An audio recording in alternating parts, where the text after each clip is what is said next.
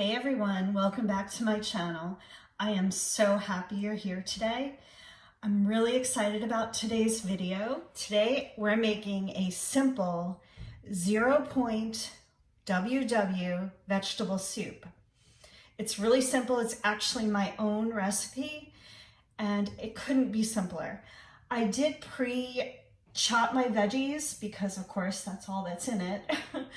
So I pre-chop them. I don't want you to kind of watch that process. I think we all know how to chop veggies. You're just gonna basically chop them in cubes. Not really a big deal.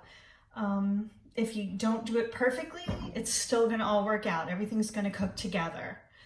So I'm so glad you're here. I hope you subscribe, hit the bell notification, and please give me a thumbs up. That would be great. So let's get started. So like I said, this is 0 points on the blue plan. It could be maybe 1 point if you used oil. Today I just already sprayed the pan with some cooking spray. So yeah, and when you add the veggie stock, which is what we're going to be using today, it kind of loosens up anything if it sticks to the bottom of the pan, the veggies. So let's get started. So like I said, I have a little cooking spray in my Dutch oven, which is what this is. Kind of just a big heavy soup pot. That I find works best because then you don't burn the bottom of the pan if it's too thin. So let's get started. Say medium heat. That's good to start with. Let me just get a spoon, just any spoon, a spatula, whatever you have. So we'll let that heat up just a little bit.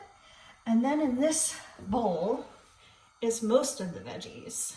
So I have celery just cubed up, some carrots, and the recipe calls for onion. I didn't realize I didn't have any onions. These are just 2 giant shallots. I just slice them because they're pretty tender. They taste delicious. I just always use onion in this. So you can see it's pretty versatile. And of course you can replace any of the veggies you don't like with something else. So once we get that cooked up, I'll add that in just a minute. I chopped some garlic. This is 3 cloves. I chopped 1 large zucchini, and what I did was I cut it in half lengthwise. I took out, I guess you could call them seeds, kind of just a little bit of the inside, just because it kind of gets watery if you leave those in, but if you do, it's fine. That's just my preference. Then we have all our other ingredients. So later, after we get the veggies started, we're gonna add some tomato sauce. We're gonna add diced tomatoes. I have veggie stock here today, and I have a can of drained and rinsed kidney beans. The recipe calls for cannellini beans. You can use whatever bean you have or whatever you like. I do like cannellini beans a little better in this soup because they're creamy, but kidney beans work just fine in it. Kidney beans are 0 on the blue plan, so it works out perfectly and it gives it some protein. We also have 2 packets of Truvia. Whenever I use any tomato-based product, I like to add a little sweetener. You, of course, can add sugar or whatever sweetener you have. It works out good. We also have a little crushed red pepper, just a tiny bit. Tastes really good in this, gives it a little heat. Then I have, lastly, some chopped kale. So again, in the original recipe, I didn't add kale, I actually added spinach. I found it a little slimy, so I took that out and didn't add anything to the recipe, but this time I'm gonna add some kale, and you'll see I added at the end and it gives it such good flavor. It kind of amps up the veggie flavor. So let's get started. I think I'm gonna put the veggies in. So again, my shallot, my carrots, and my celery. There we go. I'm going to turn this down just a little. You don't really want any color on the veggies. You just want to kind of sweat them out. And sweating them means You're cooking them down, but not browning them. So you may have to turn the heat down a little bit lower depending on your stove. So as the veggies start sweating out, I am going to add some salt. This is to taste, of course. I add a good bit of salt, but not too much because you can always add more once you add the tomatoes. It's really kind of hard to determine how salty your tomatoes and your stock is going to be until it actually gets going. So I might add more salt and some pepper. And we'll just keep letting those cook up.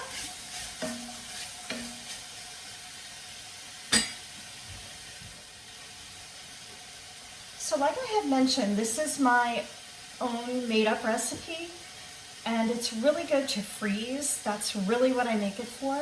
Although my husband and I will eat it probably the first day I make it as a meal, whether it's lunch or dinner. You of course can kind of pair this with a grilled cheese sandwich would be really good. Sometimes we just have some bread with it or a roll. So it's really good. I freeze it for my lunches. It's perfect in the freezer. So I just freeze it in containers, bring it to work. It doesn't even have to thaw out. I just stick it in the microwave. For lunches, I usually kind of keep it a little bit less on the side. I usually have maybe some crackers, some Triscuits. I don't usually take bread with me because I find the carbs are a little heavy for me during work hours. So I've also added just a little bit of pasta or rice to it. Very little though, because like I had said, the carbs just kill me during the day. So I have to remain, energetic during the day. But it's just so perfect, so easy. Take it to work frozen. Sometimes I forget to take it out in the morning, and it's fine. I stick it in the microwave frozen, partially frozen, heat it up for a couple minutes, and it's perfect. So you can actually find this recipe on my blog. I have a little food blog, and the recipe is right on there, very easy. You can print it out or just look at it on your phone. I'm going to attempt to link it down below in the description. I'm embarrassed to say I've been trying to link things and it's not quite working. So I am working on that because this is really important. I do want you to have this recipe. Like I said, it's so easy. I kind of don't even have to look at the recipe at this point, and you may be the same way. Once you kind of get the idea that you can substitute out any vegetables you want, you can add any vegetables you want. I pretty much stick to this flavor profile, and you might have noticed there's no herbs in this recipe. So the only flavoring besides salt and pepper that I use is the crushed red pepper flake, and very little of it. This is quite spicy. So, and the sugar, really. So everything's kind of just the flavor of the vegetables, and it's so good. Also, if you don't like vegetable stock, you can use chicken stock, and I've done that before. Whether I just don't have it and I want to make the soup, I'll use chicken. I haven't used any other kind besides vegetable and chicken. I also think you could really just use water if you didn't have stock. That's another option. The name of my blog is savoryscrapbook.com. Like I said, I'm going to try to link it below, where you can easily find the recipe. You just search vegetable soup, it comes right up. Very, very simple directions to follow, very easy. So I hope you check that out. I just wanted to show you guys what I mean by sweating the vegetables. So I think you can see this. The vegetables are starting to soften, but they're not browning. And if you get a little color on it, it's okay. It's just not kind of what we're looking for in this case. So just kind of keep it sweating. At this point in the cooking process, we're going to add our garlic. And I don't add the garlic with the other ingredients. I kind of give them a head start. You don't want to burn the garlic. It's the worst flavor. So I add that when I've kind of gotten everything else started. And I'm sure you've heard a lot of people say that, and it's really true. And garlic burns like that. So we're just going to kind of stir it around real quick. just for about a minute or so, a couple, maybe 30 seconds.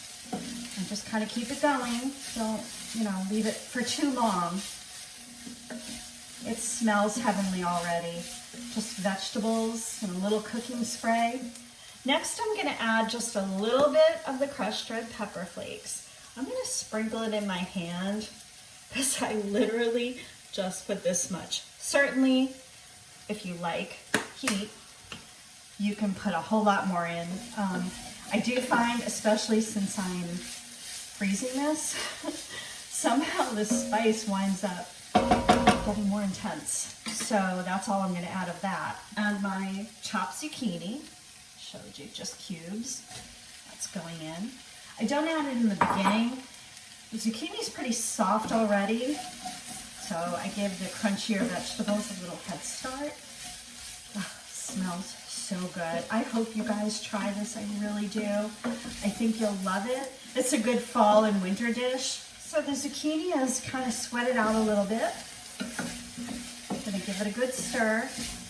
Once again, I don't have any color on the zucchini. I don't even get them super soft because they are going to cook up in the tomato product. So what I'm going to add next is actually the stock. This time I just happen to have Emerald's vegetable stock. I've never used this one before. It's organic. I don't know the salt levels, so we're going to have to check that, I think, since I'm not really familiar with this brand. So I'm going to pour the whole container in. I noticed on my recipe it only calls for about 2.5 cups, but I'm going to make this a little looser than normal. I'm going to try out a little something with that. So I'm going to pour that in. Pour the whole thing in. Of course, if you're not on the blue plan, you may have to adjust the point value of this. I think beans are points on the other plans, so you may have to adjust that, or maybe on the purple plan. Not 100% sure on that. You may have to look that up. So I poured in the stock, and I'm going to raise the heat just back to medium. I'm going to wait till this stock comes to kind of a simmer, and then we're going to add the tomato products. I hope you guys are having a great day. I'm filming this on Saturday. It's November 14th, and I'm here on Long Island in New York, and it is a gorgeous fall day today. We had a couple days of cold and rainy, so it's refreshing to have some sun out. It's still kind of crispy in the air, so it feels good to make this soup. I would love to hear you guys, where you guys are from, what kind of weather you're having right now, maybe what your favorite soup is. I would love to hear about that. I'm a big soup eater, so I would love to hear your ideas. Let me know if you try this recipe. That would be awesome. And let me know what you think if you do make it. Let me know if you made any changes. Please follow me on Instagram, Cindy's_success. And there I like to post pictures of food and other things. So I hope you follow me there. That would be great. Okay, the stock is kind of very low, on a low simmer. So I'm going to add our tomato product. Again, I just have a can of diced tomatoes. We're going to pour the whole thing in, juice and everything. I try to usually get the petite diced tomatoes. Those are my favorite, but they didn't have them this time. And I'm going to do a bigger can of tomato sauce. It's just plain. Pour that in. And at this point, I am going to add the truvia. I'm going to do 2 packages. And this is, you can leave it out. You can do it to taste. You can add a little bit more. If it was up to my husband, I would add more. He has kind of a sensitivity to tomatoes, so he likes it a little bit on the sweeter side. But like I had mentioned, this is mostly for me for my lunch, so I'm just making it to my taste. So we're going to bring this tomato product mixture to a boil, just kind of a low boil, get those tomatoes cooking. So I did put a top on it while I'm kind of heating up the tomato product. And please don't be disturbed by the outside of my Dutch oven.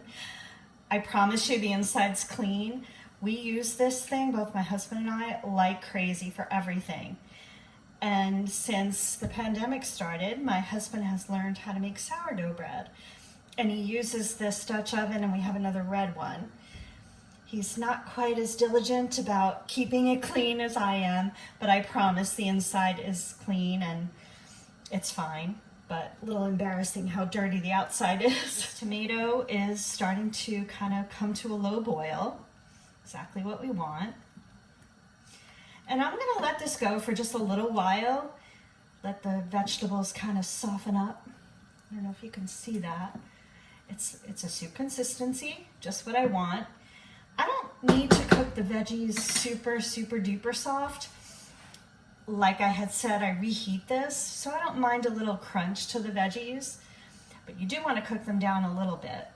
So I'm probably going to let it go for maybe 10 more minutes, and then I'm going to check the consistency of the vegetables.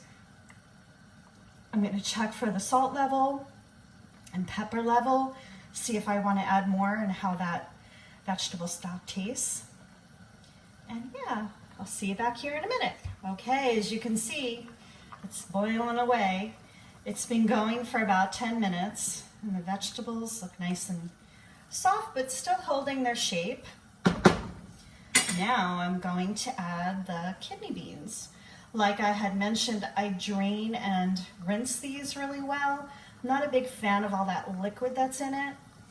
And I know it has a lot of sodium that we don't need. I've already added salt to this. So those are gonna go in. And at the same time, I'm going to add the kale. Now, of course, the beans are already cooked, so they just need to kind of heat through. So this is my kale. I just took it off the stem. Probably should have shown you guys how I did that. And I like to cut them in little bitty pieces. And you'll see they'll get bright green in the pot after a little while. So I'm gonna stick those in. So you can see it looks like, of course, it's like spinach. Looks like a lot of kale, but it's not. It'll cook down, of course. But also, I want to add just the tiniest bit of salt and pepper now that I've added the kale. Give that a little flavor. And that's another tip I have.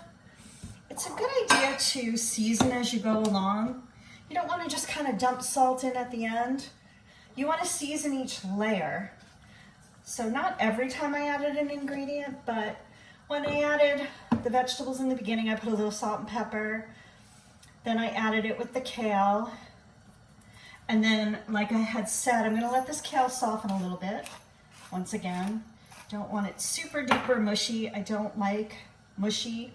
That's kind of why I stopped using the spinach. I just find it gets slimy a little bit and overcooked. Kale's pretty good. It can hold up to the soup liquid. Oh my goodness, it looks so good. Again, please give me a thumbs up if you like this video. Oh my goodness, look at that. It's like so healthy looking, but so delicious. Look at this soup. Oh my goodness, it looks so good. Bubbling away. And I just tasted it for salt, pepper. It's perfect. The veggies have still just a little bite to them. It's gonna be so good. Hey guys, so here's the finished product. You can see the steam coming off of it. The kale is beautifully cooked. Not overcooked and slimy. It still has its green color. Looks so good. So if you want to add a couple extra points, you can add some grated Parmesan cheese, would be good. You can have a pretty good amount. I'll put the points down below if you want to add a little bit of Parmesan cheese. You don't really need much, so it would be delicious. So I'm gonna go ahead and have some lunch. So please subscribe to my channel. Hit the bell notification if you want to see future videos. I'll be doing some more Cook With Me. I'll be doing some meal ideas. My next video, we're gonna talk about the holidays and how to handle eating during the holidays. So that should be fun. Check me out on Instagram at Cindy's_success. I would love to see you there. So I'll see you next week. Take care. Bye-bye.